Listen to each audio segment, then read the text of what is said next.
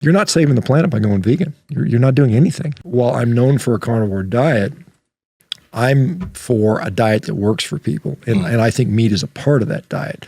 And I think that's a very important concept. And I think people that ideologically adhere to veganism for whatever reason, and I'm not going to blame somebody for that, but basically a lot of what they said, like Stan alluded to, if you think you're saving the animals, you're not. There's studies out of Australia showing that, to get 5 kilograms of wheat, you kill 25 times more animals than if you were to get 5 kilos of meat.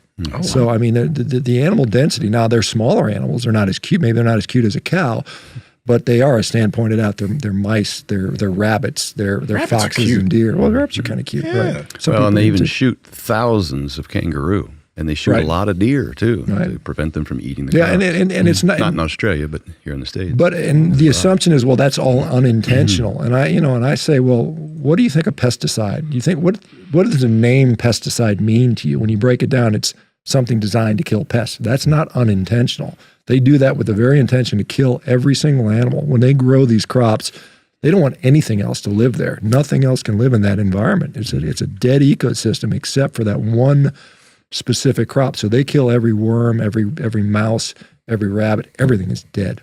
How damaging is just agriculture? You hear people talking about like the cow farts, stuff like that being a real problem. Is that really an actual thing? Or the practices of these farms, is that really an actual right thing? So let's face it, we all have to eat, and there's an impact to that, right? The damage is what they say is going on is over exaggerated to sell. There's reasons that they want to do that, but if we look at, for instance, you often hear that animal agriculture is responsible for more greenhouse gases than anything in the world. There was a documentary called Cowspiracy that came out, I don't know, 10, 15 years ago, and they quoted 51% of all greenhouse gases come from animal agriculture. That was clearly a lie. They had to rescind that. They rescinded that down to 18%, partly on the work of Dr. Frank Mitloehner, who we brought up. And then they've subsequently changed that to 14%. So 14% of the world's greenhouse gas emissions are from animal agriculture, but that's assuming it's a life cycle assessment. So that's like, it's not just the fart, it's technically the burps. Right. It's not just the burps, but they count everything. They count when they drive the beef to the grocery store, they count that as emissions. When they grow some of the crops, they count that as the emissions. When they package and produce the plastic to make the wrap, they count that in their emissions. They didn't do that for for transportation. They just said, what comes out the tailpipe? So if you went tailpipe versus cow burps are basically 5% of worldwide emissions. So it's a threefold exaggeration. Yeah, I know you're enjoying this episode, but I have a question for you. Are you still dieting off of broccoli, chicken, and rice, and maybe tilapia if you want to spice things up?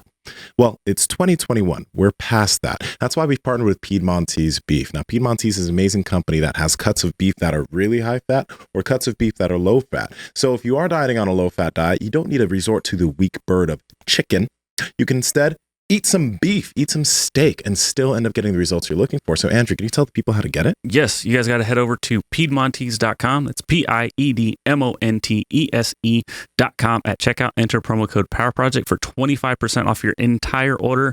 And if your order is $150 or more, you get free 2-day shipping. Links to them down in the description, as well as the podcast show notes. Let's get back to the podcast. And the other thing you have to realize is, you have to talk about where you are. So if I'm looking at United States, for instance, and we have very good data from the EPA showing that cows are responsible for roughly 2% of our greenhouse gas emissions. And I keep saying emissions because we're not talking about carbon sequestration, which is also occurring, which lowers those emissions. But if I compare the United States to, say, someplace like Somalia, where they don't have a huge industry, infrastructure, they don't have a huge transportation sector, they don't have a big energy sector, their emissions are going to be something like 30 or 40% from animal agriculture. So when you're looking at those parts of the world and you're making a worldwide average, you have to remember we're talking about third world countries where they have nothing else. So why wouldn't, like if you roll the clock back 150 years in the United States, almost all of our greenhouse gas emissions would have been down to agriculture and forestry because we didn't do anything else. And now when we're looking at what are the targets we're going to go after, and again, there's arguments to say if we should bother at all, it's fossil fuels for sure. Methane, which is the biggest thing that animal agriculture does, and it's like 28 times more global warming potential, and depending on if you're looking at a 20 or 100-year cycle, it's a flow gas. And so everything that goes up comes right back down. So it's at a static state. It's not increasing in the atmosphere. In fact, NASA's Jet Propulsion Lab did isotopic sampling of the atmosphere, and they said, where is the methane coming from, or where are the greenhouse gases coming from? And it wasn't from cows. And so what they say is, they can measure, they can take a cow and they can put a mask on it and say, how much do you burp? And then they multiply it by 1.3 billion cows and say, this is the cow output, and they measure a few other things. But what they're finding is, particularly with methane, every single year they're finding new methane sources. And so that cow contribution gets smaller and smaller and smaller, but they're not recognizing that. And so when they look at what's actually in the atmosphere, almost none of it's coming from cows. So that's the interesting thing.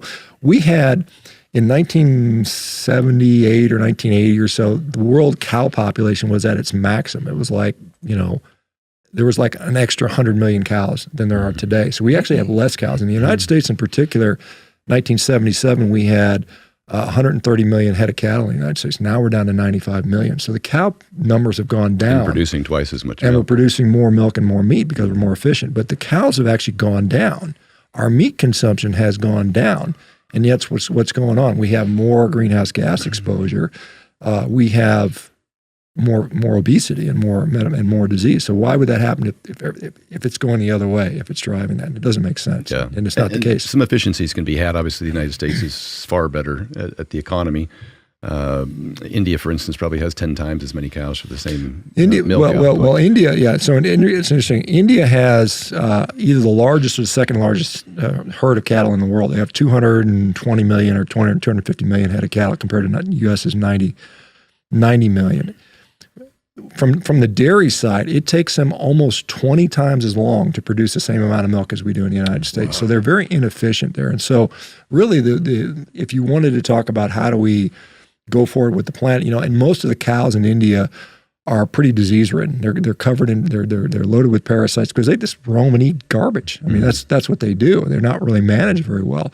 And so these guys are very inefficient. But in the United States where we all live, you're not saving the planet by going vegan. You're not doing anything. You're basically. There's an amazing site on Instagram, and I hope I remember the name of it, that I think everybody should tune into, because this guy's incredible at delivering this information. And he's I think he's a third-generation dairy farmer. Is it Iowa Dairy Farmer? Is that? Yeah, Dan Van Tyker. I've interviewed him. He's a great guy. Oh, he's amazing. Yeah, great site. Go on there and just start watching some of his Instagram posts, but he talks about all this. And he has a very efficient milk farm where he raises dairy cattle and has for 3 generations. And I think he's got an agricultural degree from Iowa, is my understanding. Yeah, smart guy. Yeah, I mean, what he does is really nice. There's all this vegan propaganda about how dairy farmers are abusing the animals. And he just says, look, here's a camera. This is exactly what we do. Yeah. What you're saying is complete bullshit. And he destroys it, and he gets so much pushback. They sleep in beds of sand. They go and milk themselves. They have an automatic milker, and the cows walk through it themselves. They're not steered through there. They're fed, at their will all day long, and they have these automatic systems that clean up all of the cow waste. It's pretty amazing. They'll continue to pull videos though of those cows being tortured, because there are those videos, right? Yeah, of course. Most of those videos that were shown in some of these documentaries are out of the country, and it's certainly, obviously intolerable that that's happening. In the U.S., it's less and less of that. Yeah. Like Shawn said, you become as a dairy farmer, you're going to want your cows to produce, and the better you take care of them. I grew up in Portland, Oregon. We used to go out to Tillamook all the time. Tillamook cheese was delicious. Delicious. Yeah, it's good cheese. Derek Josie is a proprietor of the dairy farm out there. Yeah, he's another farmer. The way they take care of their cows there is phenomenal. Their dairy cows there. I mean, they're brushing them, and they lay in these beds of sand or hay, and they're treated like kings there. Yeah, or queens, I should say. Yeah. Hey, little mama, let me whisper in your ear. Like, comment, subscribe to the channel, because we continue to bring you peak content on this channel. Obviously, you guys are here. You guys have watched the whole video. So like, comment, subscribe. All right? See you later.